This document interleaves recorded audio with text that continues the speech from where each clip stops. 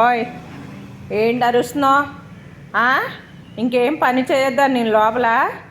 ఖచ్చితంగా కుర్చీ వేసుకుని నేను ఇక్కడ కూర్చోవాలంటండి. నైట్లు కూడా అంతే, పెద్ద వీరుల్లాగా అరుస్తాడండి.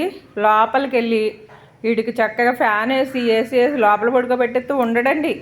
ఈయనో ఎవరో ఒకళ్ళు రూమ్లో వాళ్ళ అన్నయ్యలో ఉంటేనే లోపల పడుకుంటున్నాడండి మనశ్శాంతిగా. లేదంటే మమ్మల్ని రమ్మని పేచి ఇంకా చంటి బిడ్డగానే ఎక్కువైపోయాడండి. అంటు పెట్టుకుని ఉండడం.